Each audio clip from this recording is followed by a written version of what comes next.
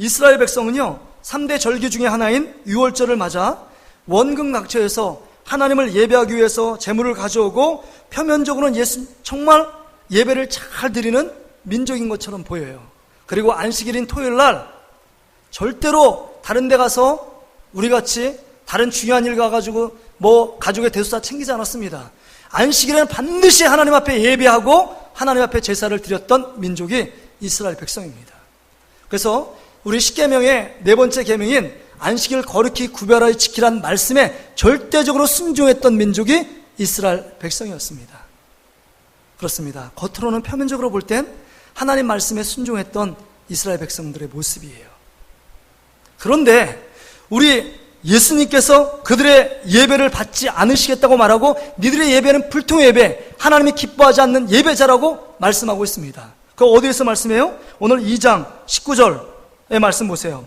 너희가 이 성전을 헐라 라고 말씀합니다. 여러분, 성전을 헐면 예배 드릴 수 있습니까? 없습니까? 예배 드릴 수 없어요. 예배 드리지 않는 것이 낫다는 거예요. 하나님이 받으시지 않는, 합당치 않은 예배를 드리고 있고 불통의 예배를 드리면서 정말로 예배 잘 드린다고 생각하는 너희들, 이 예배 드리지 말라. 성전을 헐어버렸으면 좋겠다 라고 말씀하는 겁니다. 이럴 정도로 이스라엘 백성은 지금 불통의 예배를 드리고 있는 겁니다. 그러면 왜 이스라엘 백성이 무엇을 어떻게 드렸기에 하나님이 기뻐하지 않는 정말 소통이 단절된 예배를 드리고 있는가 하는 것입니다. 오늘 본문에 보세요. 14절 15절 보세요. 성전 안에서 소와 양과 비둘기 파는 사람들과 돈 바꾸는 사람들이 앉아있는 것을 보시고 노끈으로 채찍을 만드사 양이나 소를 다 성전에서 내쫓으시고 돈 바꾸는 사람들의 돈을 쏟으시며 상을 엎으시고, 예수님이 이것처럼 화낸 적이 없어요. 대노하시며 분노하시며 채찍을 만들어서 소와 양들을 다 동물들을 내쫓고 그 다음에 돈을 바꾸는 상을 엎으시고 그 다음에 거기에 예배드리지 않고 기도드리지 않는 모든 사람을 내쫓고 있는 예수님의 정말 광분에 차서 하시는 행위를 여러분들은 이해할 수 있겠습니까? 왜 그랬을까요? 여러분, 성전은 지금 하나님의 집이고 그 성전은 하나님께 기도하는 집이고 예배하는 집입니다. 마가복음 11장 17절에 이렇게 말합니다. 이에 가르쳐 이르시되 기록된 바 내 집은 만민이 기도하는 집이라 칭함을 받으리라고 하지 아니하였느냐. 너희는 강도의 소굴을 만들었도다 하시매. 지금 성전을 정화하시면서 성전을 척결하시면서 모든 부패한 것들을 다 내쫓으시고 이 만민이 기도하는 집, 예배하는 집의 기능이 상실된 이 성전을 헐기를 원하셨고, 너희들의 마음은 하나님을 예배하는 마음, 하나님을 사랑하며 섬기는 마음이었고 강도의 소굴, 강도의 굴혈처럼 만들어 버렸다라고 지금 책망하며 질타하고 있는 장면을 보게 됩니다. 왜 그럴까요? 지금 종교 지도자들은 하나님을 예배하는 마음이 없습니다. 그냥 안식일 유월절을 지키고 형식적으로 지켜서 자기 안에서 최선을 다한다라고 생각하지만 그 마음에 하나님을 두기를 싫어하고 그 마음에 하나님의 은혜 때문에 예배하는 것이 아니라 늘 안식일을 범하면 돌 맞아 죽을까봐, 또 그 성전에 가서 제사를 지내지 않으면 우리 가정에 우화가 있을까봐, 또한 하나님이 나에게 예비한 하나님의 축복을 빼앗길까봐 예배하고 있습니다. 예배하는 동기가 하나님을 사랑하고 그 구원은 시켜주시고 늘 지키시고 보호하신 하나님의 놀라운 사랑과 은혜는 저버리고 형식과 외식과 그 다음 이중적인 삶의 모습만을 갖추는 이스라엘 백성의 모습뿐이었습니다. 종교 지도자들을 보세요. 거기에 보면 돈 바꾸는 일 때문에 한전세를 받습니다. 그 다음에 반세겔의 성전세를 받아요. 그 두 가지를 취합니다. 뿐만 아니라 그 앞에서 먼 지역에서 소와 양을 이끌고 온다는 건 쉬운 일이 아닙니다. 그 6월절 앞에 성전 앞에서 동물들 팔도록 허락합니다. 허락하는 일 갖고 뭐예요? 자릿세를 받습니다. 흥정하고 몇 분의 몇은 그 앞에 있는 종교 지도자들에게 세금으로 드려야 돼. 이익을 드려야 합니다. 그러니까 이 종교 기득권, 종교 권력자들은 정말 여러 가지로 이 물질의 탐욕 가운데 늘 찌들어 있었어요. 하나님을 예배하고 정말 예배하기를 권장하고 그들의 마음을 하나님께 돌려야 될 그들의 직분을 망각하고 그 성전 앞에서 하나님을 이용하고 예수님을 이용해서 그들의 욕심, 그들의 탐욕의 노예가 돼서 그들의 만족과 기쁨만을 향하여 달려가는 그들의 모습을 예수님께서 보시고 지금 정말 분노하시면서 그 모든 것을 정화시키고 그 모든 것을 내어 쫓는 예수님의 모습을 봅니다. 여러분들은 주의 전에 왜 올라오셨나요? 하나님을 예배하는 목적과 동기가 무엇인가요?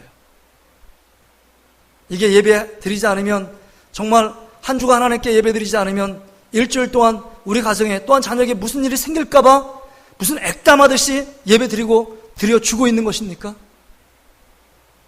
예배하는 목적이 무엇이에요? 예배하는 동기를 하나님께서 지금 예수님께서 보시고 신랄하게 이스라엘 백성들의 종교생활, 예배생활을 질타하고 불통된 예배를 하나님이 기뻐하지 않는다라고 지금 말씀하고 있는 것입니다. 그런데 문제는 그들이 그렇게 예배 드리는 모습, 가증스럽게 예배 드리는 모습 가운데 있는데, 그들 모습에는 너무나도 하나님께 예배 잘 드린다라고 착각하며 그 모습 그대로 계속적으로 예배 드리고 있는 이스라엘 백성의 모습을 봅니다. 이게 힘든 거예요. 자기는 최선을 다해 할 일 다 하고 있다는 겁니다. 그런데 지금 하나님과 코드를 맞추지 않는 이스라엘 백성들의 정말 헛된 예배 생활을 보게 됩니다. 그래서 그런 예배를 기뻐 받으시지 않기 때문에 우리 하나님께서 누가 성전문을 닫았으면 좋겠다라고 말씀합니다. 말라기서 1장 10절에 보니까 만군의 여호와가 이르노라, 너희가 내 제단 위에 헛되이 불사르지 못하게 하기 위하여 너희 중에 성전문을 닫을 자가 있었으면 좋겠도다. 내가 너희를 기뻐하지 아니하며 너희가 손으로 드리는 것을 받지도 아니하리라. 너희를 기뻐하지도 않고 손으로 드린 예배도 기뻐하지 않는다고 말씀합니다. 하나님 앞에서 소통이 단절된 예배를 드리는 이스라엘의 모습을 신랄하게 꼬집고 있습니다. 자기가 원하는 예배, 자기가 기뻐하는 예배, 그거에 빠져있지 하나님이 원하고 하나님이 기뻐 받으시는 예배에는 관심이 없습니다. 자꾸 제 가정 얘기를 해서 참 죄송한데 그 생각이 나더라고요. 우리 첫째 아들, 우리 예담이가 문경에 이제 대안학교에 갔었습니다. 경북 문경에. 문경 가면 한 달 동안에 이렇게 있고 그 다음 외박을 2박 3일밖에 못 나와요. 그러니까 그 학교 앞에 있는, 기숙사 앞에 있는 전화통이 하나밖에 없습니다. 그러니까 짧게 통화할 수밖에 없지, 뒤에도 기다리니까. 근데 이제 엄마하고 통화를 했나 봐요. 제 아내가 이런 얘기를 하더라고요. 전화 받았는데 너무 마음이 속상했다고. 근데 뭐라고 통화했는데, 근데 내 아들이 이렇게 얘기했대요. 엄마, 신발 어떤 브랜드 신발 사오고, 그 다음에 옷 없는데 옷 사와. 그거 소포 붙여줘. 이렇게 얘기하고 뚝 끄는 거예요. 엄마는 할 얘기가 많았을 거 아니에요. 어떻게 학교 생활 잘 지내니? 친구들과 잘 지내니? 공부는 어떻게 잘 되니? 학교 생활은 잘 적응되니? 뭐 이런 묻고 싶은 말들이 참 많았을 겁니다. 근데 자기가는 뒤에 아이들이 기다리니까 배려한다고 자기가 하고 싶은 말만 뚝 전화하고 그냥 끄는 거예요. 얼마나 마음이 그렇겠어요. 당신이 이해하라고. 제가 케냐로 선교를 갔는데 이게 80바이트 문자로 막 해가지고 이렇게 뭐 비싸니까 문자로 딱 찍어서 너 어떻게 지내고 뭐 우리 셋째 잘 이렇게 보살펴라 그러니까 첫째 아들, 둘째 아들 딱 지냈는데 너 잘 지내고 있니? 그리고 딱 하니까 한 음조로 왔어요. 뭐라고 하는지 아세요? 응. 케냐에서 아프리카 반대편에서 보냈는데 문자를 보냈는데 응, 네 이렇게. 자녀들은 그래요. 부모의 마음을 잘 몰라요. 근데 우리가 지금 하나님께 드리는 예배가 이런 예배가 아니냐 하는 겁니다. 내가 정말 드리기 원하는 예배, 내 욕심, 내 마음의 소원 성취, 그 다음에 내 형통함을 위해서 예배 드리고 있지, 정말 하나님께서 기뻐 받으시는 예배, 정말 주님께서 원하시는 예배를 드리고 있는가 하는 것입니다. 정말 소통의 예배, 그 예배를 주님께 드리고 있는지를 점검해야 합니다. 그렇지 않으면 우리가 지금 불통의 예배를 드리고 있는지도 모릅니다. 내 중심적인 예배, 이기적인 예배를 드리고 있을지도 모른다는 겁니다. 그렇다면 오늘 본문을 통해서 정말 하나님께서 기뻐하시는 소통의 예배는 어떤 예배인가, 우리가 무엇에 집중해야 하는가 하는 것을 살펴보길 원합니다. 여기 보세요. 소통의 회복은 어디서 오냐면 19절 하반절에 보세요. 19절 하반절에 너희가 이 성전을 헐라. 그러면 예수님께서 뭐라고 말씀하시죠? 내가 사흘 동안에 일으키리라 라고 말씀합니다. 예수님의 성전 정결 사건이 일어난 시점을 보세요. 이게 어떤 시점에 일어났는가, 어떤 시각에 일어났는가. 여러분 2장 13절에 보니까 유대인이 유월절이 가까운지라 그랬습니다. 유월절이 가까운 명절 안에 일어났어요. 그 다음에 우리가 2장 23절을 읽지 않았는데 23절에 이런 말씀이 나옵니다. 6월절에 예수께서 예루살렘에 계시니 많은 사람이 그 행하시는 표적을 보고 그의 이름을 믿었으나, 이렇게 나와요.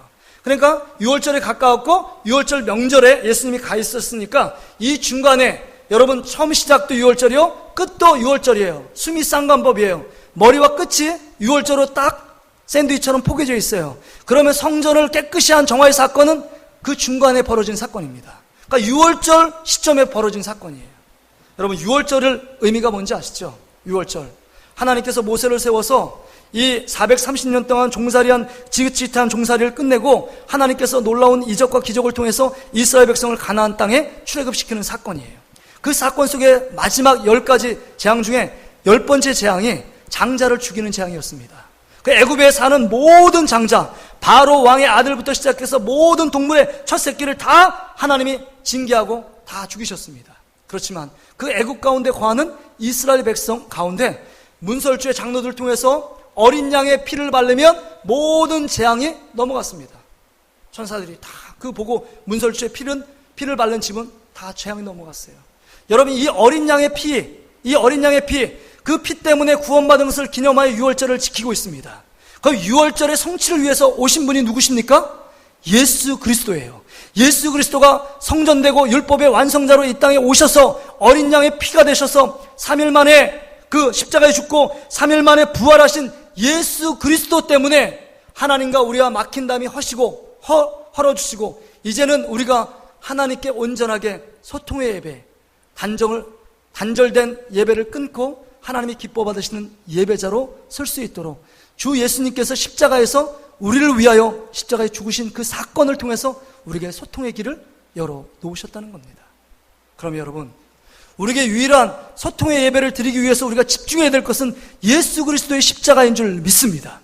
그 십자가에서 제물이 되어 우리를 위하여 죄악에 구속하고 또한 우리를 구원시키고 우리의 영적인 자유함과 평안함을 주기 위해서 십자가에서 자기 몸을 살을 찢고 피를 흘려 주셨다면 우리를 위해서 우리도 주님의 십자가 그 은혜를 따라 그 예수 그리스도의 십자가 보혈, 그 십자가의 보혈의 공로를 의지하여 하나님께 나아가야 합니다. 그렇지 않으면 우리는 불통의 예배를 드려요. 내가 원하는 예배, 내가 내 감정 따라 내가 드리고 싶을 때 내 마음대로 드리는 예배가 아니라 예수 그리스도의 십자가 보혈의 능력을 의지하고 나아가는 것. 내가 죄악 가운데 있고 하나님 앞에 불순종하고 늘 곁길로 갔지만 그래도 그 예수 그리스도께서 십자가의 보혈로 우리의 모든 죄악을 덮어주시고 허물을 덮으시고 우리가 하나님께 나아갈 수 있도록 주님께서 제물이 되어 주신 것처럼 우리도 주님의 십자가 앞에서 나도 죽은 십자가를 경험하고 내 안에 있는 내 죄악과 정말 잘못된 욕망과 욕심들을 주님의 십자가 앞에 함께 못 박아야만 주님께서 기뻐하는 소통의 예배, 주님께서 받으시는 기쁨의 예배를 드릴 수 있는 줄 믿습니다. 여러분 어떤 예배를 드리세요? 하나님이 기뻐하는 예배를 지금 드리고 있는지를 보아야 합니다. 습관 따라 예배 드려지는 예배가 아니라 정말 내 마음의 중심에 예수 그리스도 때문에 기도도 예수 그리스도의 이름으로 올라갑니다. 우리의 모든 예배가 하나님께서 받으실 만한 합당한 예배가 되기 위해서는 그리스도의 십자가 보혈의 공로, 그리스도의 십자가를 통하지 않고서는 우리의 예배는요 모든 게 다 쓰레기처럼 하나님 나라에 버려지는 예배가 될 수밖에 없습니다.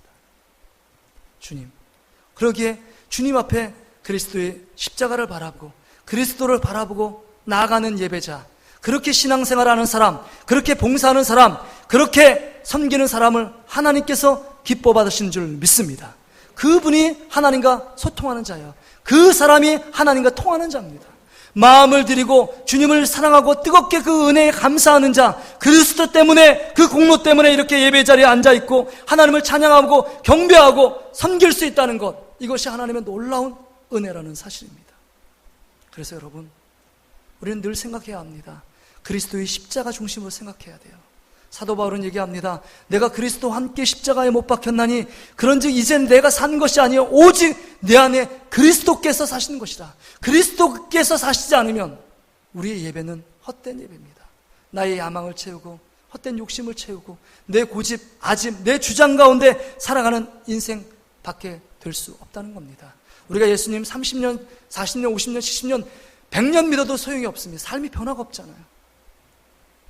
하나님 주신 놀라운 은혜를 공급받지 못해요. 하나님의 말씀이 들어오지 않습니다. 왜요? 내 방식대로 내 기뻐하는 삶의 형태를 고집하고 아집하고 붙잡고 있기 때문에 하나님은 사랑해서 말씀하시지만 그 말씀의 채널에 맞추지 않고 내 채널에 맞추는 거예요. 내가 원하는 방식으로, 내가 생각하는 그 감정과 그 기분 따라 예배합니다.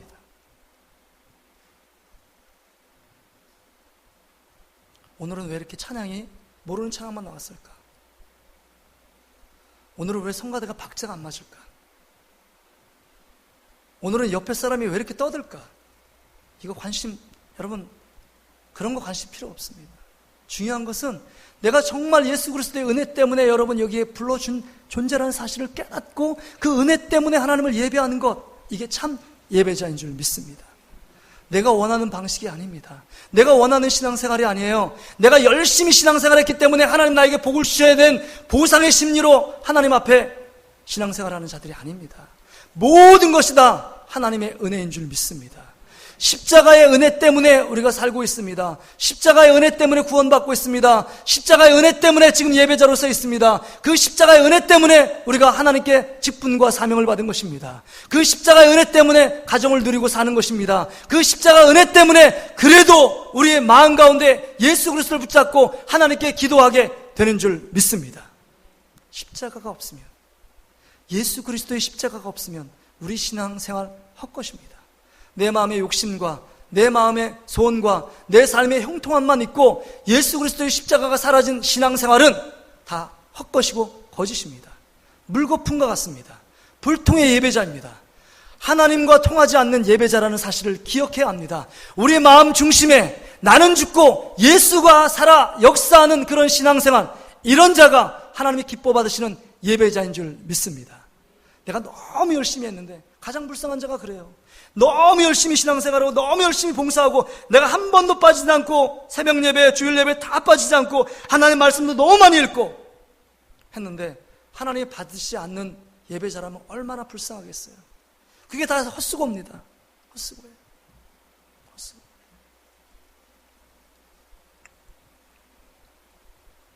여러분, 신앙의 핵심은 여러분 관계입니다. 관계는 소통에서 이루어집니다. 우리 예수님께서 에베소 2장 14절에 이렇게 말씀합니다.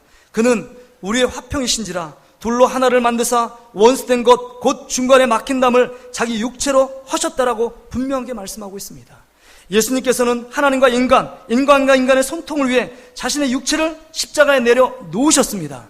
자기 육체를 버림으로 소통의 단절의 역사를 끊으셨습니다. 또한 히브리서 10장 19절부터 20절에 이렇게 말합니다. 그러므로 형제들아, 우리가 예수의 피를 힘입어 성소에 들어갈 담력을 얻었나니, 우리가 죄악 가운데 있고 세상 일주일 동안 하나님 기뻐하시지 않은 수많은 일을 했을지라도 성소에 들어갈 담력, 용기, 그걸 얻은 이유가 뭐냐? 그 길은 우리를 위하여 휘장 가운데로 열어놓으신 새로운 살 길이요, 휘장 곧 그의 육체니라. 우리가 살 길은요, 예수 그리스도께서 자기 몸을 십자가에서 살을 찢고 피를 흘려 주심으로 말미암아 성소와 지성소에 우리 가로막힌 휘장을 열어주셔서 우리가 하나님과 온전하게 하나 되고 연합될 수 있도록 소통의 장을 열어주시기 위해서 십자가에 죽으신 줄 믿습니다. 그 죽으심의 은혜 때문에 우리가 살게 됐습니다. 새로운 삶의 역사를 이루게 된 겁니다. 여러분, 자랑하려면 그리스도의 십자가를 자랑하는 여러분 되시길 바랍니다.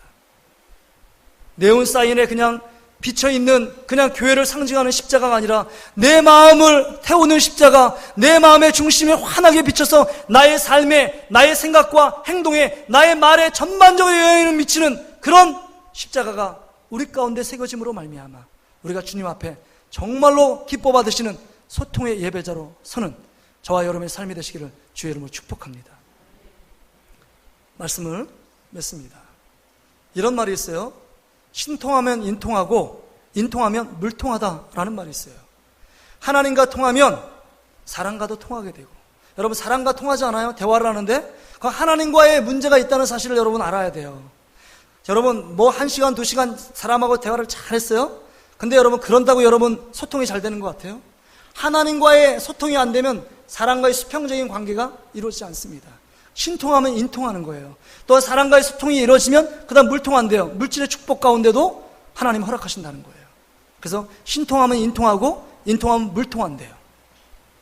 근데 중요한 핵심의 근원은 하나님과의 소통입니다. 그래서 9월달은 정말 우리가 하나님과의 소통, 또한 우리 그리스도인과의 소통, 그래서 그리스도인의 언어 생활에 대해서 집중적으로 한 달간 같이 얘기를 나누길 원합니다.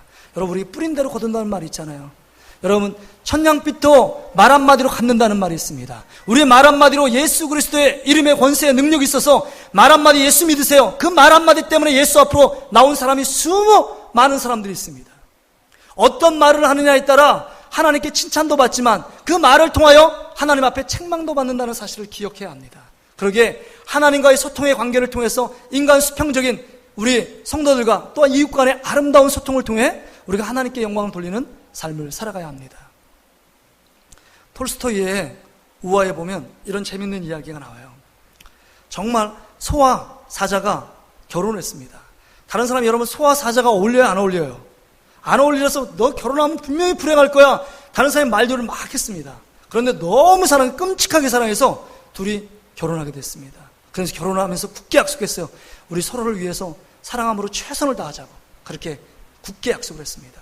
그래서 하루는 이 사자 남편이 이 소 아내를 위해서 정말 품질 좋은 사슴을 잡아가지고 그 아내인 소에게 바쳤어요. 이거 먹고 힘내라고. 정말 내가 힘들게 잡았는데 이거 먹고 힘내라고. 근데 그거 사랑하는데 그냥 바로 거절할 수 없잖아요. 그래서 너무 맛없는 그 사슴을 먹기 시작했습니다. 하루 이틀이죠. 힘들어요. 그 다음에 여기 이 소는요, 정말 자기가 최선을 다해서 가장 최상의 싱싱한 풀을 사자에게, 남편에게 드렸습니다.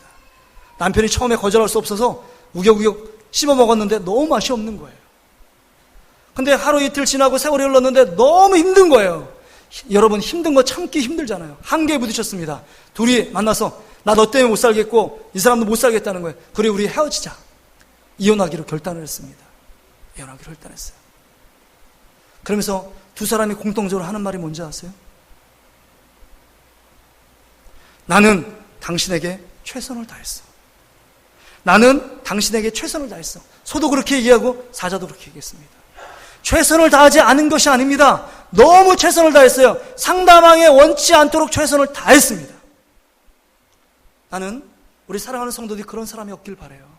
하나님 앞에 이렇게 주일날 나오고 하나님께 봉사하고 예배드리고 그래도 함께 교제하고 정말 하나님 나라 교회 복음을 위해서 이렇게 애쓰고 수고하는데 정말로 하나님이 원치 않는 신앙생활, 원치 않는 예배, 원치 않는 기도, 원치 않는 찬양, 내가 만족하고 내가 기뻐하는 이기적이고 나중심적인 예배와 믿음생활, 신앙생활을 통해서 하나님이 난 그거 못 받아 라고 말씀하신다면 얼마나 비참하겠습니까? 여러분, 그러지 않기 위해서 내가 원하는 최선이 아니라 내가 원하는 최선은요, 최악의 결과를 낳을 수 있습니다. 보세요, 자녀들, 부모들이 하는 말 있잖아요. 야, 너희들 왜 공부 안 해? 부모가 이렇게 쎄 빠지게 열심히 최선을 다해서 일하는데 너희들 공부하는 게 그렇게 어렵니? 그렇게 말하면요, 아이들에게 그 아이들에게 그 마음을 이해할 것 같아요? 이해하지 못합니다. 아이들 사이만 더 벌어져요. 최악의 결과를 낳습니다. 우리가 얘기하는 최선은요, 상대방이 원하는 최선이 돼야 돼요. 주님이 기뻐하는 최선이 뭔가? 그리스도의 십자가 은혜를 부여잡고 그리스도의 공로를 부여잡고 그 은혜 안에 나를 숨기고 그 주님을 높이고 그 주님을 24시간 바라보며 그 십자가의 그 은혜를 늘 감사하며 감격하며 나가는 것, 이게 주님께서 기뻐하시는 소통의 예배자인 줄 믿습니다. 이런 은혜가 저와 여러분 삶 가운데 넘칠 수 있기를 주의 이름으로 축복합니다. 우리 같이 한번 기도하기를 원합니다. 9월 한